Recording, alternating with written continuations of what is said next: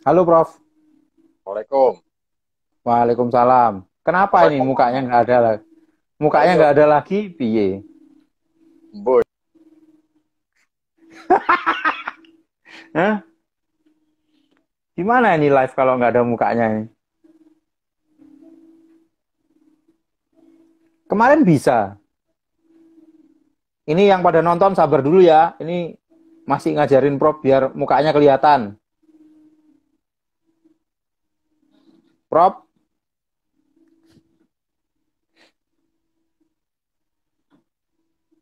Nah, Allahu Akbar. Akhirnya bisa. Yo ngerti loh padahal ya. Hah? Aduh. Hah? Buat gue.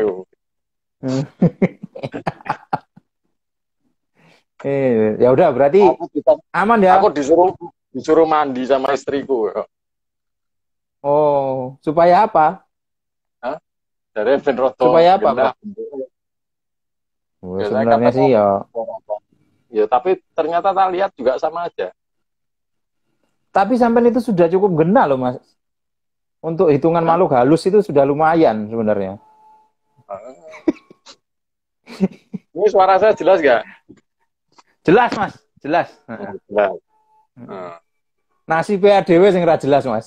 Nasib nasib Nasib awake PA. dhewe itu Hah? jelas. Nasib awake dhewe itu Hmm. jelas. Hmm. Hmm. Jelas piye? Loh, nasibnya kita itu jelas. Saat ini kita masih bisa live, gitu, masih bisa ngakak-ngakak. Betul. Yang tidak jelas itu Betul. kan kalau kita bayangkan besok makan apa enggak, oh makan besok, Hmm. dipikir. Aku seneng aku. Kalau sampai udah ngomong kayak begitu tuh seneng aku. Nah Masalahnya iya, kok lost raine. Hah? loh, gini loh, Masalahnya lost. gini loh, Mas Koko, apa namanya? Yes. Selalu saya bilang itu kan, sumber penderitaan manusia itu dua.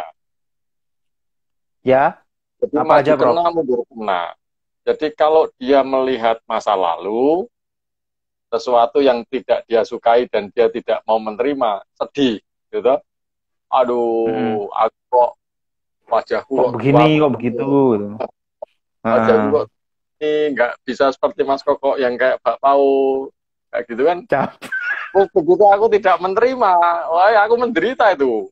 Nah, ya Oh, kan betul, betul, betul.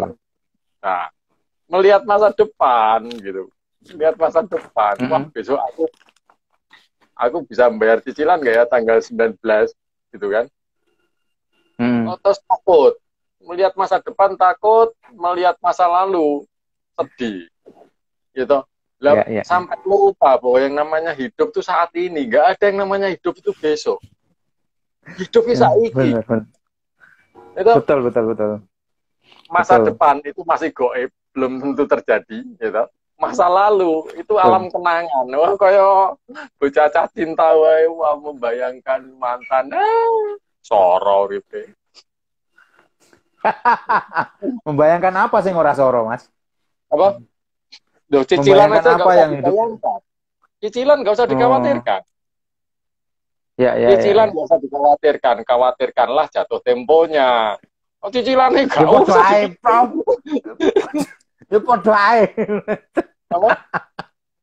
Podo ae. Gak mikir cicilan, mikirin tanggal, ya kan? Kan obate iki.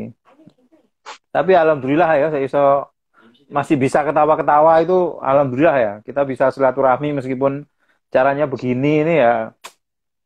Ini kalau kondisi normal itu kita ketemu fisik, aku kan pulang. Lebaran begini kan aku seminggu Ya sebelumnya aku udah jalan darat ketemu pasti main ke fisik itu Jogja. kan ketemu fisik itu kan ada dua variabel, Mas Koko. Oh ya, Pokoknya pengen ketemu satu variabel. Saya mau menemui atau enggak variabel yang lain. oh Oh, iya jadi ya, diputus ke dewe. Oh, apa-apa hmm. diputus ke dewe. Benar benar Oh, benar. Susah payah gitu. kita, aku Iya, susah payah ke Jogja nggak ketemu ya. Ketemunya di iya. bandara. Kita itu gak jelas banget nih. Hah? Itu kalau Bisa ketemu di bandara. segala sesuatu diputus ke dewe iku namanya apa namanya ARD. Hmm. Ngerti lah ARD? ARD enggak tahu. Arab rumangsane dhewe. Prof, ini ternyata semakin banyak yang masuk, Prof. Enggak usah, itu Jadi, cuma 18 itu. Mending awake dhewe apa? rasa live kok. Awake dhewe rasa live kok. Wong 18 tuh ditonton wong 18. Loh, Prof, 18 itu kan punya follower, Prof, banyak. Kan dia bisa cerita ke followernya, orang itu lo pintar meskipun mukanya itu ya pas-pasan gitu. Kan menarik, Prof. Jangankan 18. Nah, wong mahasiswa aku ada satu mata kuliah ngambil cuma satu orang. Kan Hmm. biasanya kalau di bawah 10 kan dibatalkan. Aku ngapain Ya, dibatal-batalkan? Ya kan di bawah 10. Ayo spend siji ya gak apa-apa. Mau privat malah. ngono ya suka anaknya ya. Apa? Lo Anaknya suka gimana ya. nggak suka? Gimana nggak suka? Belajarnya di ruanganku, bisa ngudut Heeh. bareng. Lo dekne ranti rokok, Oh. jalur rokokku, enak banget tuh. Iyalah. Prof, aku mulai boleh, Prof? Boleh, boleh, boleh. Aku sama Ya, ngerokok ya. Aku kalau ya. nggak ngerokok, mending tak patenin. Kita mulai lebih cepat dari ini, dari jadwal. Biar yang telat masuk itu menyesal, ya kan? Oke, oke, oke. Oke, Oke. Aku selamat ngabisin malam poin. teman-teman. Wah, saya juga minum air putih. Soalnya Air bening, anyan-anyangan, air bening ya. air bening. Alhamdulillah sudah bersama saya ada Mas Agus Avianto, alias Mas Picus, alias Wali Tanduran, alias Siluman Oyot, banyak sekali aliasnya. Hari ini kita membicarakan tentang lahan gambut karena pemerintah beberapa waktu yang lalu itu sudah sempat mengeluarkan statement akan membuka lahan gambut untuk sawah. Saya coba browsing berita yang dibuka itu nggak tanggung-tanggung loh, Prof.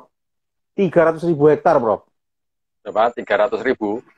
300 ribu Yakin hektar. Kalau 300.000, bukan 900.000 ya? 300.000 yang aku baca ya, aku mungkin kurang dalam gitu ya. Eh, saya lihat apa banyak informasi tantangannya ini cukup berat loh, cukup ya dari biaya, tingkat kesulitan dan hasilnya juga gamblingnya cukup tinggi gitu. Saya ke sana ke sini nyari narasumber siapa yang bisa saya ajak bicara ya. Banyak orang pinter, Prof. Tapi ternyata teman saya cuma sampean. Jadi ya terpaksa sampean yang saya korbankan untuk pembicaraan hari ini gitu. Jadi awalnya itu ini ya, Prof. Apa tentang ketahanan pangan alasannya itu. Akhirnya membuka sawah gitu. Ketahanan pangan jadi lahan apa? Lahan gambut itu mau dibikin sawah. Itu saya sudah pusing dengernya. Apalagi waktu sampai bikin thread menolak kebijakan ini gitu. Wah, ini serius kalau sampai Mas Picus bicara serius, biasanya ketawa-ketawa, ini pasti ada sesuatu yang besar gitu. Terus saya cek juga lahan, tolong dikoreksi ya Prof ya.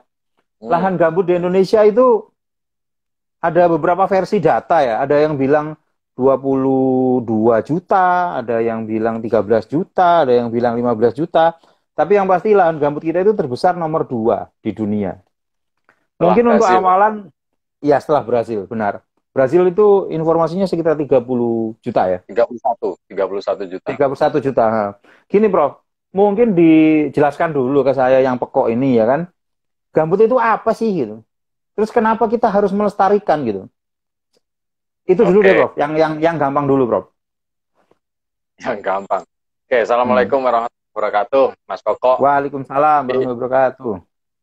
eh, untung sampean tidak tanya tidak tanya luas lahan gambut yang pasti di Indonesia itu berapa, Prof. Kalau bilang begitu, karena kalau sampean sudah apa namanya googling, sampean Yes. nggak akan menemukan data yang sama. Ya, saya sudah googling Prof dan saya menyesal. Bingung Nah, saya. tidak menemukan data yang sama. Lah kalau Google aja udah nggak ngerti, sampean tanya sama aku, waras lah sampean. Ya. Aku sih nggak tahu, aku nggak pernah ngukur, ya kan? Jadi ada berbagai macam versi. Wetland itu mengatakan 22 juta, kemudian Litbang Mm-mm. Pertanian mengatakan 13 juta, apa Mm-mm. namanya, 13 juta hektar dan sebagainya. Jadi kita Mm-mm. nggak usah bahas luasnya, Ya, kita coba fokus. Apa itu gambut? Gambut ini sebenarnya adalah ya, lahan basah ya, lahan basah yang tersusun dari materi organik yang tinggi. Jadi sisa-sisa tanaman, eh, pohon-pohonan, kemudian hewan yang dia tidak terdekomposisi sempurna karena tergenang air. ya, Nah, ya. itu menjadikan timbunan materi apa namanya organik yang tebal gitu. Jadi intinya intinya kalau gambut itu ya kayak begitu. Nah, kemudian Ya. fungsinya tadi Mas Koko nanya, kenapa harus dilestarikan? Gambut itu satu ya, secara teori Mm. itu dia karena materi organiknya dia terendam air, dia merupakan sebenarnya lumbung cadangan karbon tertinggi. Mm. Ya, Jadi sampai 60-an% ya. 30 sampai 60-an% 60%. Ya, yang karbon. itu kalau kemudian dia terganggu, misalkan terjadi Mm. pengeringan, materi organiknya akan terdekomposisi dan dia akan melepaskan karbon. Itu akan menambah konsentrasi gas rumah kaca atmosfer. Ya, Oke. ya. Tuh. Kemudian yang kedua sifat gambut itu seperti spons.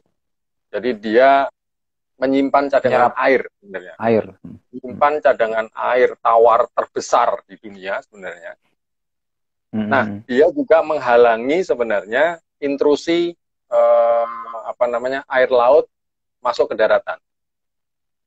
Nah, jadi sampean bisa bayangkan kalau nanti apa namanya gambut itu rusak, oke, saat ini kita kita masih bisa ketawa ketiwi karena belum merasakan. Belum merasa. Sekarang orang perang minyak tuh, Ya. kelak gitu ya, kelak orang Mm. akan perang air sama perang oksigen. Mm. Nah, sekarang Ya, ya. pilihannya gimana? Kita mau melestarikan atau merusak. Mm. Nah, sekarang tadi pertanyaan apa lagi yang satu? Gini, Prof, kalau dibuat sawah gitu kan, itu berarti airnya dikeringkan dulu, Prof. Itu kan jadi rawan kebakar ya? Atau gimana, Prof? Ya, jadi kalau dibuat sawah, bisa Iya. saja nggak dikeringkan. Nah, kalau bisa nggak Oh. dikeringkan, pemerintah suruh nanamkan wajah. Nanam padi di kolam-kolam ikan itu. Nah, di atasnya itu kan, di air itu kan. Jadi, kalau mau dibuat sawah, itu dia harus pakai pengeringan. Kenapa harus pakai pengeringan?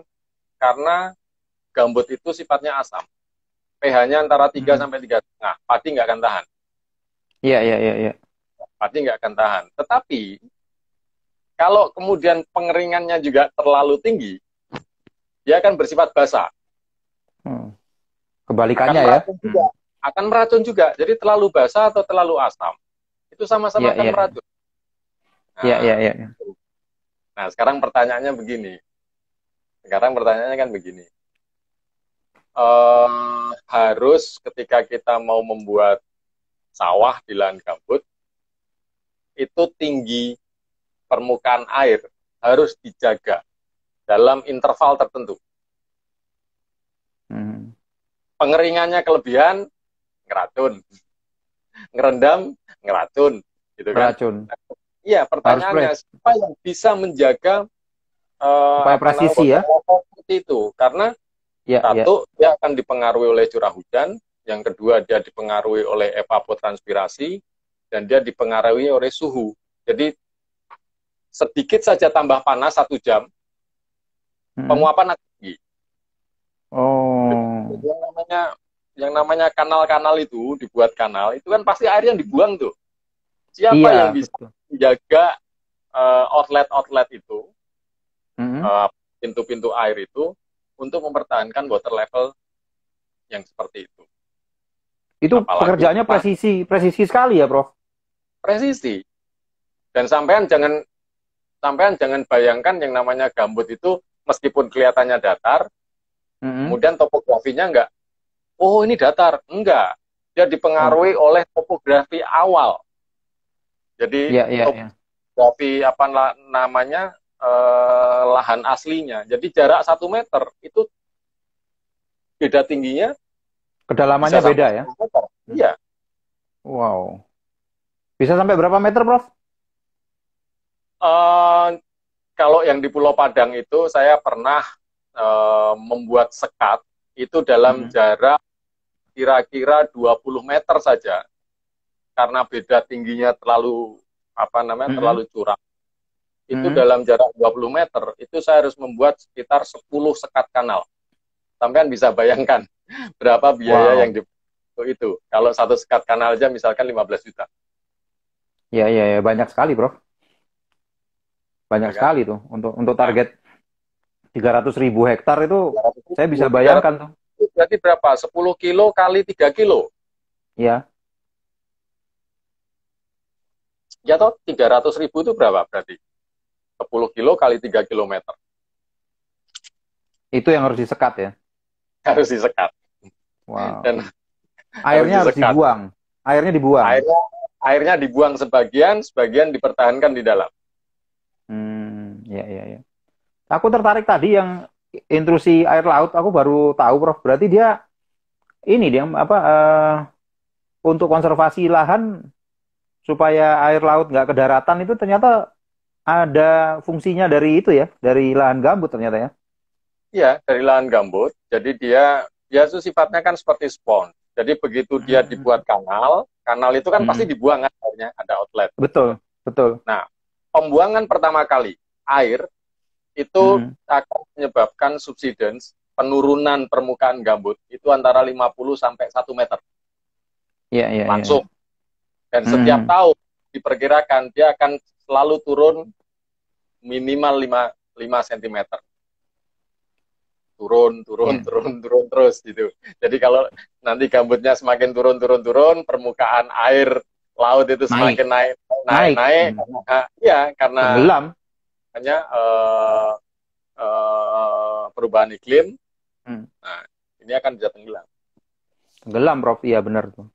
Jadi mungkin tidak berpanjang-panjang itu membuat sawah mencetak sawah di lahan gambut ini cukup menyeramkan ya dampaknya nanti ya. Dan rasanya mengulang proyek lahan gambut 1 juta hektar di tahun berapa itu ya? Zaman Pak Harto itu. Di Orde Baru ya, 1 juta. Lupa tuh, tahun berapa itu ya? Saya belum lahir tapi bohong sih. Nah, jadi, kalau ini Prof, kalau mencetak sawah itu unfaedah gitu ya. Terus diapain lahan gambut ini gitu? Sama satu lagi Prof. Apa? Ini Wangel, akeh banget tekon ayo. Loh ya aku host ya tekon Mas, nek aku jelaske aku narsum. Gini Mas. Apa namanya? Kalau sifatnya asam itu berarti meracuni ya? Asam itu dia meracun. Meracun. Ya kan namanya tanaman itu dia akan baik pada pH antara 5,5 sampai 7. 6,5 ya. Sampai 7. Iya, soalnya ini aja. Iya, soalnya aku bingung aja, Prof. Muka sampean itu kan asem sekali ya. Tapi kok tanaman bisa tumbuh gitu di tangan sampean itu menarik. Oke, itu kurang lucu punchline-nya. Ini Prof. Tadi Prof. Kalau misalnya gambut ini tidak dibuat untuk cetak sawah, bisa nggak sih difungsikan buat ketahanan pangan yang lain gitu? Hortikultura atau tanaman pangan yang lain gitu yang tidak usah merusak aneh-aneh gitu. Oh, jadi gini, Mas Koko. Jadi kalau kalian bilang nyetak sawah di lahan gambut itu unfaedah gitu, ya belum tentu juga. bisa jadi faedah. Cuma masalahnya bukan di faedah atau unfaedahnya. Masalahnya itu masuk apa enggak kan gitu. Kalau bagi saya pribadi, Betul, betul. nyetak sawah di lahan gambut itu seperti mau bersihin bersihin telinga itu pakai botol aqua. Orang masuk bos gitu, nggak masuk, lubangnya kecil loh, nggak masuk. Kenapa nggak masuk? Kenapa nggak masuk? Gitu. Sampean mungkin bisa hitung-hitung aja ya. Sawah normal nih. Ya. Nah, itu per hektar. Itu paling-paling kalau hitung-hitungan kondisi saat ini. Untuk petani per hektar itu paling satu kali panen itu 5 sampai 6 juta rupiah. Satu kali panen. Ya kan? Itu di lahan yang notabene memang lahan sawah. Sampai bayangkan nyetak sawah harus pakai dolomit untuk menaikkan pH.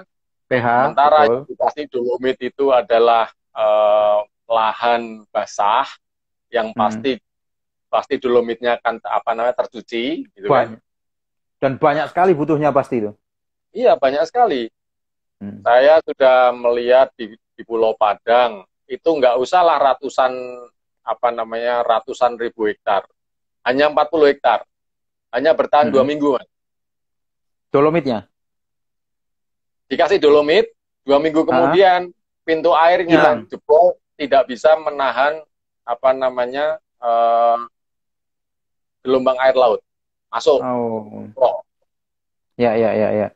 Mati semua padinya kan. Nah, kalaupun berhasil, secara finansial saya katakan itu nggak akan masuk. Belum lagi kalau kita ngomong ya dampak ekonominya ya. Dampak ekonomi apa? Dampak ekonomi yang selama ini mungkin pengambil kebijakan itu lupa bahwa ada externalities negatif yang harus dibayar. Ketika misalkan kita mengeringkan 300.000 hektar, kemudian dia menjadi rentan kebakaran ketika musim kemarau, selain karbon yang rilis, menimbulkan bencana asap dan sebagainya, mengganggu penerbangan ini, itu sudah ada pendapatan pemilik faktor produksi yang hilang. Belum orang yang sakit, cost of illness-nya berapa. Itu ya ratusan triliun, Prof. Ratusan triliun itu, Prof. Ya kan, loss in productivity. Betul. Aku ngisep asap, sakit seminggu. Iya. Ya kan, sakit seminggu, produktivitasku hilang seminggu, dan sebagainya. Eksternalitas negatifnya terlalu tinggi. Sampai sakit seminggu, Pak Amal seneng. Tidak ada yang membuli. Terus, Prof. Terus enaknya lahan gambut itu diapakan? Diapain, betul. Pada lahan-lahan gambut dangkal yang dekat dengan pemukiman, itu tetap bisa dimanfaatkan untuk budidaya tanaman, tapi tanpa pengeringan dan tanpa pembakaran. Secara teknis mungkin, Prof. Mungkin. Saya di Pulau Padang itu untuk budidaya yang suka dipamer-pamerin Pak Amal itu loh, semangka indul itu. 1 hektar itu bisa panen sekitar 15 ton. Wih, lumayan dong. Ya, 15 ton bagus. 15 ton. Nah, kemudian kalau bisa kalau nggak ngerusak, dipakai untuk ketahanan pangan yang lain. Ya sudah, ditanami saja dengan jenis tanaman-tanaman yang memang kita tahu memang dia karakteristiknya di gambut. Contoh, sagu. Sagu itu bisa kok dibuat beras analog. Iya, betul. Ya kan karbohidrat juga. Betul. Karbohidrat sehat lagi. Karbohidrat glikemiknya rendah. Glikemik wis koyo ngono kuwi lah, aku wis wong hutanan itu rendah dan sebagainya. Itu kita bisa manfaatkan itu. Ya kan? Kemudian yang kedua, kalau secara ekonomi saya katakan ya kita milih sebagai option value aja. Nilai pilihan atau bequest value. Nilai warisan. Kita nggak usah ngutak-utik gambut, optimalkan sekarang lahan-lahan yang sudah ada untuk mendorong ketahanan pangan. Nah, sekarang masalahnya gini loh, ngomong, wah ini ancaman pangan, tapi produk-produk petani dihargai rendah, nggak keserap. Ya. Mbok sekarang mbok begini, yang dipikirkan sama pemerintah itu optimalkan. Corone gimana? Petani nggak usah mikir pusing gimana masarinnya macam-macam, dia mikirnya produksi aja. Produksi Fokus ya, sebaik-baiknya. fokus. Fokus. Urusan bagaimana rantai distribusi, penyerapan dan sebagainya, itu urusannya pemerintah. Gitu. Sekarang masih ada Bulog nggak sih? Masih. Masih ada. Mbok yang diambil itu beras yang bagus-bagus, sehingga kalau yang dibagi itu bukan raskin, rastop gitu loh. Jadi aku makan pun mau gitu, dibagi raskin, beras miskin. Ya aku meskipun miskin, gak mangan loh. Edan, Ya, ya. Mungkin untuk pesaingnya Bulog itu kita harus panggil Pak Lok itu. Jadi wah, mungkin untuk ya bisa lebih serius gitu ya kalau berpasangan gitu. Iya, Prof. Aku eh, disambati banyak orang tentang harga komoditas apalagi akhir-akhir ini ya. Karena pasar untuk hotel, restoran, catering turun drastis, terus industri itu yang menggunakan komoditas pangan itu juga turun drastis produksinya. Mereka hanya mengandalkan pasar retail. Pasar retail pun berkurang masyarakat konsumsinya kan. Nah, itu akhirnya banyak produksi berlebih dan tidak diingatkan sama pemerintah agar nanamnya jangan banyak-banyak supaya marginnya nggak rusak atau apa. Jadi menurutku masalah pangan ini pemerintah juga harus terlibat terutama untuk menjaga margin petani itu. Jangan stok aman tapi margin petaninya ambiar itu menurutku pemiskinan jadinya.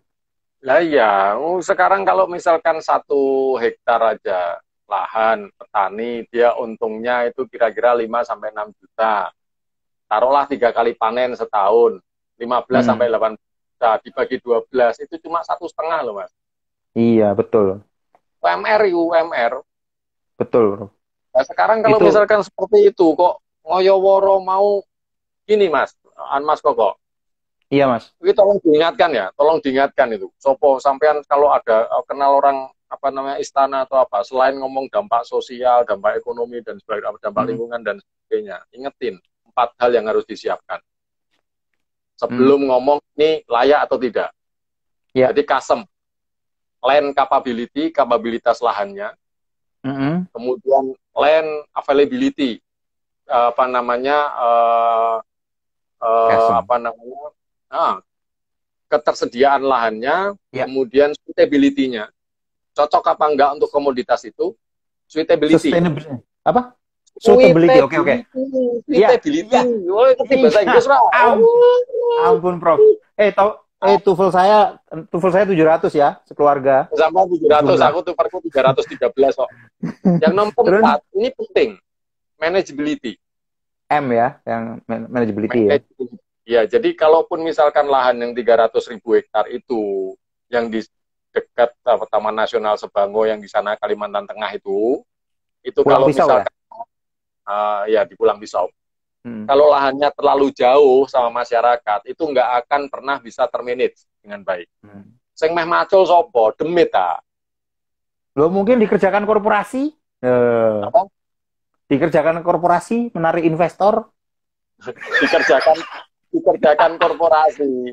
Yang namanya nandur itu tetap butuh tenaga, tetap butuh orang. Lah kalau misalkan nggak ada pekerjanya, saya main nandur sopo, direktur BUMN, nandur sendiri, nggak mungkin. Apa? Wah, nanti ada pasukan demit. Ya kalau sama-sama nggak masuk akal, mending nyewa Bandung Bondowoso ae. Nyiapkan pangan semalam rampung, nggak usah ngutek-ngutek gambutnya. Foto-foto nggak masuk akal wis bensisan. Ini juga, Prof. Mengajak masyarakat untuk merawat gambut itu kan harus ada insentifnya, Prof. Itu pengalaman jenengan gimana ngajak masyarakat untuk masyarakat sekitar ya yang dekat dengan gambut itu peduli dengan gambut itu seperti apa? Mereka dapat manfaat ekonomi tapi mau juga mikirin lingkungan. Ini caranya piye, Prof? Ya, tapi apa namanya, ini tidak bisa dilakukan kalau kemudian kita setengah-setengah. Jadi pertama kali begini, pada program restorasi gambut dulu, itu kan Oke. ada yang satu itu dia rewetting, rewetting, Rewetting. membasahkan kembali, wah, Hmm. membasahi kembali, oh, membasahi kembali. Ya, Kemudian yang betul. kedua adalah revegetation, revegetasi, menanami Revegetasi. kembali. Nanam kembali. Kemudian yang ketiga adalah revitalisasi livelihood, sumber penghidupan. Gitu. Ya. Nah, saya balik, Mas. Oh, itu tahapan ya, Saya Prof? mulai dengan yang ketiga. Itu tahapan. Oh, Ada tahapan berarti tiga tujuan. dibalik ya. Iya, iya, iya. Nah, balik. Jadi pada saat itu eh, sudah ada contoh sekat-sekat kanal yang memang dibuat ya Ya. lewat program restorasi pada saat itu. Kalau nggak salah ya tadi yang saya bilang sekitar 15 jutaan per sekat. 15 juta per 150 sekat kan. juta per sekat. 15 juta per sekat ya. 15 juta per sekat. Dan itu hanya bertahan 2 minggu, Mas. 2 minggu dijebol lagi sama masyarakat. Kenapa? Karena dia khawatir kalau musim penghujan nanti akan meluap dan banjir. banjir. Ya, betul. Oke. Kalau udah seperti itu, kan gimana kita harus berpikir, masyarakat harus membuat sekat kanal sendiri supaya kita nggak ngeluarin duit kayak kan begitu. Benar. Nah, tapi ya pada saat itu Allah tuh maha baik. Jadi didatangkan orang yang pengen beli seragam untuk tim sepak bolanya. Menurut dia kalau orang dari Jakarta datang, wah mesti mbak duit nih, program nih bisa diminta nih, minta duit 7,5 juta. Ya. Nah, saya nggak mau. Saya bilang kalau sampean mau, itu ada lahan 1 hektar, silahkan disiapkan, dibuat bedeng-bedeng, kita tanam semangka di situ. Ditanam pada saat musim kemarau. Begitu sudah selesai ditanam, butuh air. Semangkanya begini. Mereka bingung, Mas, ini nanti kita nggak panen. Nah, kalau nggak panen ya disirami. Lah gimana? Ya buat sekat lah. Nah, mereka buat sekat sendiri. Dengan buat sekat sendiri, airnya naik, dipakai untuk nyiram. Begitu dipakai untuk nyiram, 60 hari kemudian mereka panen 15 ton. 15 ton tadi ya. Dan diborong 1 kilonya, semua jenis rata-rata itu 5.000 rupiah per kilo. Wih, bagus harganya. Mereka dapat 75 juta rupiah. Nah, kemudian sebagian dibelikan seragam. Kemudian saya bilang, belikan seragam aja semua. Saya bilang gitu. Oh enggak, Mas. Sebagian saja. Sebagian mau saya pakai lagi untuk menggerakkan pemuda menanam semangka. Akhirnya mereka membuat lahan sendiri-sendiri gitu di lahan percontohan di sekitar mereka membuat sekat sendiri. Nah, begitu mereka membuat sekat sendiri, otomatis satu rewettingnya tercapai. Berjalan, ya. Berjalan. Nah, kemudian pada lahan-lahan bekas terbakar, saya minta mereka nanamin sagu. Per sagu mereka mencari bibit sampai menanam. Itu saya bilang, saya hanya punya uang 2.000 rupiah per batang. Bibit sampai nanamnya. Akhirnya mereka mau menanam. Kenapa? Nah, saya fasilitasi mereka. Di satu desa, itu 1 mesin pengolahan sagu, senilai 25 juta saat itu. Tapi saya minta sagu yang diolah adalah sagu yang fresh. Habis dipotong langsung diolah, tidak pakai direndam di air yang biasanya kan di air gitu. Nah, gitu kan. Begitu mereka proses itu, saya beli sagunya dengan harga tinggi. Jadi pada saat itu sagu itu per kilonya antara 4.500. Saya beli mereka dengan harga pada saat itu 8.500 per kilo. Prof, itu kan terus saya minta kirim ke Jogja. Kemudian saya proses lagi menjadi beras analog, menjadi makanan-makanan biskuit dan sebagainya. Itu. Ya. Ada kilangnya di sana, Prof. Kan harus diolah dulu dari fresh sampai itu. Sampai jadi apa ya istilahnya? Jadi semacam patinya itu. Iya. Di sana itu saya fasilitasi membuat kilang sederhana 25 juta per Oh, kelurahan. iya, iya, iya. Kaya ya Prof. Cucu itu ya, bisa ngurusi ngasih-ngasih uang banyak orang tuh. Aku nggak Iya, pernah tapi dikasih uang. Hah? aku dewe kere. Ya, ya, ya, ya, ya. Sik, nanti contekanku tadi. Jadi asli ini Prof, ngomong ngono butuh eh, yang dibutuhkan ki adalah eh, innovation of innovation. Nah, core of eh, core-nya. Cik, Prof. Tadi Ya, sampean ngomong itu, Prof. Apa lahan gambut yang sudah rusak? Itu kalau yang sudah rusak dijadikan sawah bisa nggak? sudah Resikonya, rusak, sudah ah, rusak, sudah ya, rusak. Indikatornya rusak itu kan sebenarnya dia sudah pada kanalisasi, ya sudah kering dan sebagainya, yang kemudian bekas terbakar dan ya, sebagainya, ya. ya kan? Mm, Yang sudah rusak maupun yang baru, mm, saya katakan kalau mau dibuat sawah bisa nggak? Bisa, tapi masalahnya efisien apa enggak, rasional apa enggak, oh, gitu loh. ya, Orang ya, yang ya, ya. namanya orang orang rasional gitu, aku ini orang kehutanan tapi ya belajar ekonomi sedikit-sedikit gitu. Sumber daya itu terbatas, gitu. Kita harus Mm, mencari alternatif penggunaan sumber daya yang terbaik, kan begitu. ya, untuk menghasilkan yang terbaik. Jadi Untuk nggak semuanya menghasilkan digebiah. Ya, betul, betul. aku rada cerdas yo. Sampai ini sebenarnya cerdas, Prof. Muka sampean aja nggak meyakinkan. Prof, Prof, ada Mas Bambang F loh di sini. Kita blok yuk, biar dia nggak bisa lihat. udah Ada Mas udah Bambang F. udah udah bisa Hah? caranya ngeburu. Belum bisa aku. Nanti kita Ada cari mbahnya, jalan. ada mbahnya Hah? juga, ada mbahnya juga. Tadi sampean diejek, mukanya Mas Koko kayak kebelet missing gitu katanya. Ada mbahnya gitu. Gobol. Prof, selain sagu sama itu tadi, aku dengar itu bisa juga ditanam keladi, terus nanas katanya juga bisa. Lahan gambut itu Lah, merusak nggak? Merusak gambut? enggak, enggak, Enggak ya? Oh. enggak. Itu Sistemnya biasanya sama mereka kayak semangka. gini, mereka menanam, makanya kan yang namanya gambut itu ada gambut dangkal, gambut dalam, sama gambut pasang surut. Gitu. Ya. Nah, yang terbentuk 9.600 tahun sebelum Masehi itu gambut dalam. Wih, ada yang lebih tua dari Mas Icus ya ternyata. 9.600 sebelum Masehi itu. 9.600 sebelum Masehi ya? Nah, itu gambut dalam itu. Hmm. Nah, kalau yang seperti itu, mah diutek-utek bagaimanapun, mesti nggak bisa. Jadi yang bisa dimanfaatkan Oh. pada lahan-lahan gambut, pasang surut, dan gambut-gambut dangkal.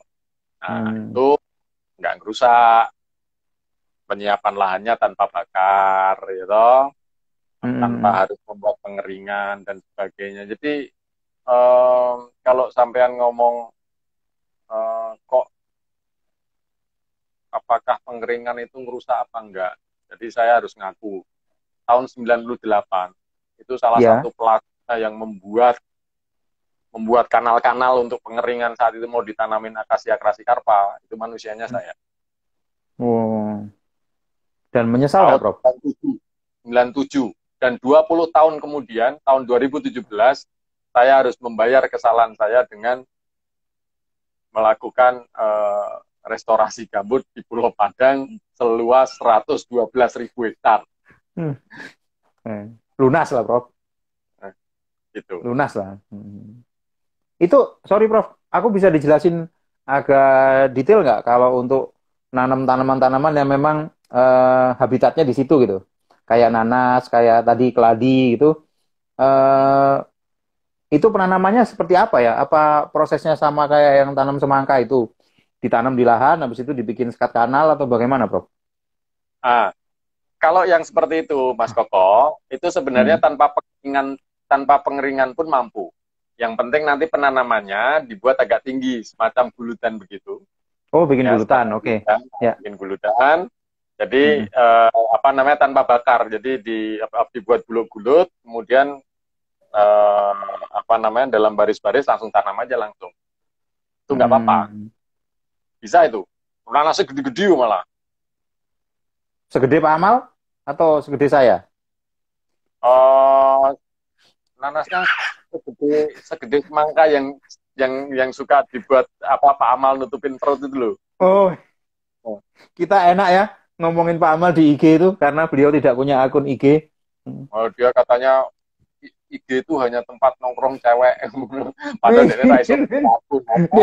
Karena dia nggak ngerti aja. Itu katanya ngaku pemuda. Saya bilang itu pemuda gadungan itu. Ya, Prof, sinyalmu hilang. Ora sih sampean sing Prof. hilang. Halo. Oh, oh enggak. Jangan pakai kuota pelajar. Pakai kuota pelajar loh zaman itu. Hah? Kuota pelajar. Wah, itu Mbok lihat. pertanyaannya agak susah lagi gitu loh. Jangan yang standar-standar. Aku memancing yang mendengarkan pembicaraan Anfaidah ini untuk bertanya kepada Prof. Icus. Tapi tentang lahan gabut sama ini loh ya, tanaman loh ya. Jangan nanya yang aneh-aneh. Aduh, Bang Bib datang. Kita blok aja nih orang nih. Hah? Nah, ini Prof, ada pertanyaan. Prof, dari Mbak Yuniana Sri. Prof, ditanami jarak baik apa enggak? Ditanamin jarak baik apa enggak? Ya. Ya kalau nanam sebaiknya pakai jarak. Kalau enggak pakai jarak ya umpuk-umpukan. Jarak, Prof. Aku emosi loh, Prof. Jarak, Prof. Ya, kalau nanam harus pakai jarak, Mas. Tanaman jarak, Prof. Oh, Tuh. tanaman jarak. Itu sampean lu tanya yang bener. Jadi sekarang gini, apa namanya? Kita itu nggak usah ngoyo-woro. Jadi jarak itu habitatnya bukan di situ. Jarak itu Harus habitatnya sesuai bukan. sama habitat ya. Ya, jadi akasia sekalipun yang tahan genangan itu hanya akasia crassicarpa. Akasia Crassicarpa. apa tadi? Crassicarpa. Crassicarpa. Oke. Crassicarpa. Itu dia agak tahan genangan. Jadi nanti hasilnya akan sama saja. Mau ditanamin jarak, mau ditanamin apa namanya akasia, crassicarpa pun masih butuh apa namanya treatment khusus ya. Apa kanal untuk pengeringan. Oh, kanal. Jadi kalau saya ya lebih baik nggak usah ditanamin yang aneh-aneh. Kalaupun kemudian apa namanya yang dikhawatirkan adalah ancaman ketersediaan pangan dan sebagainya, kita masih bisa menggunakan cara yang lain. Optimalkan lahan yang ada, perbaiki harganya lewat regulasi, sehingga petani itu mikirnya produksi tok sebaik-baiknya. Fokus. Cek, Prof, ada pertanyaan dari Mbak Eka Kunjeri ini bikin kita emosi. Prof, lahan gambut bisa untuk menanam kasih sayang nggak? Ini orang ini diblok aja apa ya? Hah? Oh. Ada pertanyaan yang serius. Prof, lahan sawah di Indonesia itu sebenarnya cukup nggak untuk ini konsumsi di Indonesia? Sopo sing takon itu tadi. Prof, sabar Prof.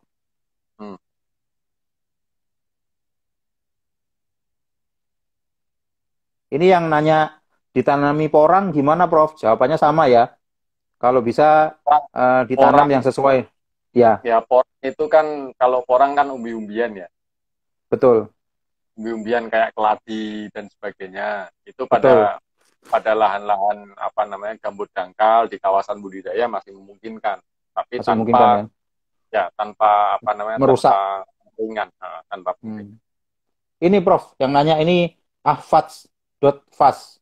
Lahan sawah sekarang mampu mencukupi pangan Indonesia tidak? Lahan sawah sekarang mampu mencukupi pangan apa tidak? Saya harus katakan saya nggak tahu. Luas sawahnya piro aku nggak ngerti. Tetapi kalau kita pernah mencapai swasembada pangan, dulu Orde Baru ya. Ya. Nah, kemudian kita lihat sekarang misalkan defisit pangan dan sebagainya. Kita lihat apakah defisitnya itu nasional atau regional. Kalau setahu saya yang kemarin saya baca, ada wilayah-wilayah yang memang defisit. Tetapi ada Ya, wilayah-wilayah yang surplus gitu kan. Nah, ya. kalau defisit sama surplus ini kemudian ketemu gitu, rantai distribusinya di apa namanya diberesin gitu ya. Itu bisa jadi kita masih swasembada aja kok, Mas. Betul, Prof. Ada sekitar 6 provinsi yang defisit, Prof. Sisanya itu pas atau malah lebih. Bener, kita ada kelebihan beras sebenarnya. Sama menurut saya itu kita harus mulai investasi ke depan yang Prof tadi katakan. Beras analog segala macam, memanfaatkan pangan non beras itu ini dilakukan riset yang serius gitu. Iya, karena Eh, kalau ka- pertanyaannya sawah di Indonesia cukup apa enggak untuk pangan kita, itu variabelnya hmm, terlalu banyak, Mas. ya, sepakat. Orangnya juga dilihat. Kalau tipenya kayak saya semua, cukup mesti. Ini kayak sampean kabeh kurang. Aku nah, pamal. Mumpung wonge ra ono. Tapi itu usul beras analog itu keren sekali, Prof. Karena kalau misalnya sagu itu bisa dibikin jadi beras analog, kita bisa masukkan juga serat dalam beras analog itu kan. Hmm. Misalnya dari wortel atau dari sayur, bisa kan diekstrak di situ juga. Bisa kalau mau mikir ya. Kalau mau mikir ya, Ya, integratednya Prof. ya. Ya, Yang di Pulau Padang itu, sagu diproses. Jadi tepung kan. ya, Sisanya, kemudian sisanya itu, sisa ampas-ampasnya, ya. ampas-ampasnya, itu kemarin saya campur dengan apa rucah. Rucah itu ikan-ikan kecil itu. Ikan kecil, ya. Ikan kecil yang dia sudah apa namanya nggak layak jual itu Ya, campur jadikan pelet ya. untuk makan bebek Oke. untuk makan bebek. Nah kemudian bebek itu produksi daging dan produksi telur. Telur, betul. Telur. Nah, masih bisa kok dipakai yang kayak gitu. Kalau kemudian kita harus ekspor telur bebek, kemudian kalau pun kurang pakan itu impor impor impor misalkan ya Iya, ya. Impor telur. impor beras Iya, ya. impor beras kita Impor ekspor beras. telur gitu. Nah, Nggak usah untung kita, dipisah Prof. lagi gitu. Masih untung kan? Untung, untung, untung. Tapi Masa yo neng Vietnam nggak ada orang jual martabak? gini, Prof. Impor impor beras itu politik sekali, Prof. Jadi kita itu dinilai hebat secara politik kalau bisa semua warganya itu makan beras, makan nasi semua gitu. Hmm. Kayak gitu. Karena Ya itu kan kalau sudah semuanya dihubungkan, wah ini politis atau tidak, itu nanti saya akan bisa bilang begini, Mas. mm, Salah satu masalah negara kita itu mm, adalah mencari solusi yang benar untuk mm, permasalahan yang salah. Atau mencari solusi yang ya, benar. ya mendapatkan solusi yang besar, yang Mm, benar untuk permasalahan yang salah. Oke. Atau melakukan solusi yang salah untuk permasalahan yang benar gitu loh. Nggak match ya, nggak ketemu ya. Enggak mas, jadi piye yo. Maksudnya kalau kalau semuanya dimasukkan, wah ini unsur politis. Kalau unsur politis ya kita rampung aja, nggak usah ngomong. Iya, Prof. Soalnya karena masalah politis ini mengakibatkan Indonesia itu eh, konsumsi proteinnya itu salah satu yang paling rendah. Konsumsi seratnya juga paling rendah. Indonesia itu surplus di atas rata-rata dunia itu dua makan. Satu makan beras, kedua makan teman, Prof. Cuma dua itu, Prof. Yang lain itu kurang. Jadi memang harus ada diversifikasi. Saya senang itu Prof tadi ngomong tentang beras analog itu jarang ada yang mikir itu. Karena kalau kita punya teknologi beras analog dibikin dari sagu, dari singkong, dari macam-macam gitu ya, kita jadi punya banyak variasi untuk karbohidrat gitu loh. Nggak cuma tergantung sama beras gitu. Bentar, saya cari pertanyaan lagi. Ada yang bertanya ini Prof, serius ini Prof. Tejo Ya. mana? Yang nanya Aan Sirojudin.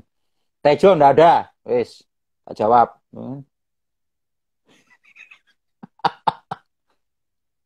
Pal Ibas, belum mutualan udah ada jarak. Ndasmu wono, wes.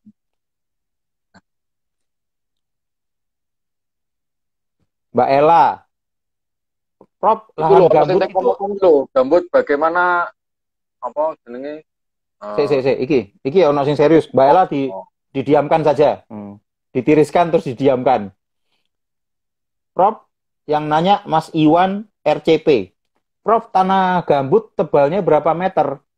Apa bisa dibudidayakan? Gak ngerti aku. Maksudnya dibudidayakan seperti apa? Mungkin Ya dijawab tadi, dulu, Prof. Yang ya tebal tadi yang bisa dibudidayakan. Mas Koko. Jadi ada gambut dalam, ada gambut dangkal, ya, ada gambut Hmm. dalam, ada gambut dangkal, kemudian ada gambut yang pasang surut. Jadi Hmm. untuk gambut-gambut dalam itu dia sebenarnya adalah reservoir air. Jadi lebih baik jangan diapa-apakan. Nah, untuk gambut-gambut Hmm. dangkal itu masih bisa apa namanya? Mungkin kedalaman misalkan 50 cm itu gambut dangkal masih bisa dibudidayakan, tapi Oke. tanpa dan tanpa pembakaran lahan. Karena sekarang itu Jangan kan sampai. Jangan merusak ya, Prof. sekarang itu yang eh, atas nama hemat lahan, hemat biaya, kemudian juga untuk sekaligus menaikkan pH, itu orang cenderung membakar, ya kan? Ya, Begitu dibakar, itu kan pH naik. ya. Yo janganlah bakar-bakar. Masih bisa dibudidayakan untuk Ya. jenis-jenis komoditas tertentu. Di Kalimantan Selatan, di Kampung Bali, saya juga melihat untuk budidaya cabai yang di gambut dangkal itu bagus. Tuh. Ya, ya. Apa meneh? Ini Chico Habib Mendes. Saya petani. Sebenarnya petani di Indonesia itu otodidak. Tidak ada pendampingan. Dibiarkan begitu saja. Urep karepmu, gak mangan karepmu. Belum pupuknya. Ini tak tambah ya. Juga benihnya, juga saprodinya, juga sertifikat tanahnya. Ini sesuai aku emosi ya. Bener sampean Mas. Sampean koncoku Mas. Iya. Sampean mau marah-marah juga Prof. Monggo Prof. Jadi itu itu hal yang kemarin sempat saya sampaikan. Jadi petani kita, ya petani kita, peternak kita, ya nelayan kita bahkan. Jadi Iya. kayak kemarin yang saya temukan adalah diberi bantuan benih jagung, oke? Nggak ada Mm-mm. pendampingan di lahan gambut, gitu kan? Begitu kasih bantuan benih, ditinggal pergi, gitu kan? Penyakit. Kemudian 3 bulan lagi dicek, tanamannya nggak jadi, goblok sampean, 1 kali goblok, ya, Mm-mm. Terus? 1 kali goblok. Nah, besoknya kelompok yang sama dapat bantuan untuk peternakan, dikasih kambing macam-macam. Selama ini mereka melihara ternak itu ya dilepas liarkan. Ini dibuat kandang, dikasih kandang macam-macam. Nggak biasa ngarit, ditinggal nggak ada pendampingan. Kambingnya Mate. kembung, mati. Mm. Dicek lagi, kambingnya berapa? Oh tinggal 1, goblok sampean, 2 kali goblok. Mm. Kemudian yang ketiga, dikasih bantuan benih ikan, kasih kolam terpal macam-macam, airnya air gambut, gitu, Ya, yang pH-nya modar. rendah, dicemplungke, nggak didampingi, ikannya mati, dicek lagi ikannya mana, mati, goblok sampean, 3 kali goblok. Begitu 3 kali goblok, ketika saya ketemu sama petani, saya bilang, jenengan ini sebenarnya adalah ujung tombak pembangunan. Enggak, Mas Picus. Ya. Kami ini goblok. Mereka percaya bahwa dirinya bodoh. Masa kita sudah belajar Ya. sendiri, dikasih bantuan atas nama program yang istilahnya nggak terintegrasi ini loh, Mas. Nek ngei benih iki yo sak pendampingane gitu. Saurusan nih. Ngasih Saya benih aja tapi. ngajarin nanam semangka aja saya 2 bulan saya tidur di lahan. Ya, ya, ya. Emang harus begitu ya, Prof? Harus begitu. Harus dijagain. Kan mesake yo. Iya. Tapi kadang-kadang kan itu kan program itu dibikin kampanyenya aja keren gitu. Kalau bahasa saya itu ini, Prof. Eh, slogan nomor 1, eksekusi nomor 100. Nah, ya kayak gitu tadi itu. 3 kali goblok itu. Ini ada Iya. pertanyaan lagi, Prof. Beras analog rasanya enak gak, Prof? Yang nanya ini Kimbi MSKI. Wah, apa iki jenenge? Beras analog itu rasanya enak apa enggak? Hmm. Kalau menurut saya rasanya ya kayak beras biasa. Beras biasa itu kalau nggak pakai lauk, nggak pakai apa, ya tetap gak enak asli nih. Tawar ya, Ya Prof. kan? Tawar, Tawar. tetap aja Hmm. tawar kayak misalkan senyumnya Mas Koko itu kayak itu kan kalau senyumnya Mas Koko pas ngelihat harga komoditas rendah, petani menjerit, nah itu senyumnya tawar dia. Malah pahit malah. Tawar. Terus ini ada lagi yang nanya, sebentar. Berarti beras analog itu sebenarnya kalau dibikin skala ini ya, skalanya besar meskipun terdistribusi ya. Jadi yang beras analog sagu, beras analog jagung, beras analog singkong segala macam. Kita punya banyak stockpile ini ya. Kita punya banyak stok Iya, beras analog ya. Dan itu iya, secara skalanya mungkin bisa dibikin harganya jadi terjangkau ya. ya sangat sangat Sangat sangat mungkin. apa namanya? Sangat mungkin. Hmm. Ini Dani Asuranto. Kalau lahan gambut ditanamin sejenis empon-empon, bisa nggak, Prof? Bisa, Bisa ya. Itu juga bisa, nggak merusak bisa. ya, karena kan diambil yang ini ya, apa namanya? Yang tadi ya, Ya, yang kedalaman rendah ya. pakai skema gulutan, Oh, apalagi skema kalau gulutan ya. ya, misalkan seperti pon-pon jahe, jahe itu tumbuhnya kan dia kan bukan ke bawah toh. Iya, Jadi jahe itu misalkan sudah ke atas gitu, dia rimpang macam-macam, kemudian harus rimpang ya. ditutup lagi, naik, naik, naik terus. Jadi memanfaatkan ruang vertikal di atas. Jadi masih Hmm, memungkinkan. masih memungkinkan ya. Hmm. Prof, pernah makan nanasnya nggak, Prof, yang dipanen dari lahan gambut, Prof? Enak, Prof. Pernah, pernah, ya. Enak, Prof. Lebih manis, Gimana? Lebih manis ya? lebih manis, kemudian dia apa namanya kandungan apa namanya kandungan airnya juga banyak, Oh, ya, ya, ya, ya. Ya, ya. jadi Mungkin seger banget. kalau makannya sambil lihat saya lebih manis, Prof ya. Aduh, nggak lucu banget ya. Tadi bisa buat bebek tadi lucu juga ya. Buat pakan bebek tadi Loh, loh sagu. ya lucu, Campur lucu ya, lucu banget menarik. itu. Menarik. Itu bisa buat apa? Proteinnya kan bagus. Iya, Protein ternak ya kan. Tapi tahu nggak, Prof? Bebek itu yang bikin enak apanya, Prof? Sudah tahu eh, ya? karena ada huruf B-nya, Mas. Iya, betul. Oh, pinter sampean. Memang orang-orang boomers ini Pinter, bercanda-bercanda oh, lama itu cepet. Sik, pinter. nanya lagi. Tak tanya lagi. Sekarang tak Tak tanya apa? sampean, sampean ngerti nggak? Harusnya sampean tahu Apa? kenapa bayam itu banyak zat besinya. Gak tahu aku, Prof. Hmm? Kok bisa? Ya karena ada B-nya. Kalau nggak ada B-nya, banyak proteinnya. Piye, piye, piye? Kalau bayam kenapa Kenapa banyak besinya? kenapa bayam banyak zat Nah, besinya? Karena nah, ada oh huruf karena huruf. B-nya. Oh, betul, Nah, betul. kalau nggak ada B-nya, banyak proteinnya. Oh, ayam, betul. Betul, betul, betul. Pinter Sampean sampean ini ya. Di atas rata-rata aku sampean. cah handsome kok. Untuk standar makhluk dari dimensi 4. Prof, ini ada Hmm. pertanyaan dari Rahmatani_ID. Tanaman sayur apa saja yang bisa ditanam di lahan gambut? Hmm. Tanaman sayur apa saja? Hmm. Sampean nanam bayam bisa. Sampean Hmm. nanam kangkung apalagi. Sampean nanam Gulu- sawi bisa. Gulutan semua, Prof ya? Semua gulutan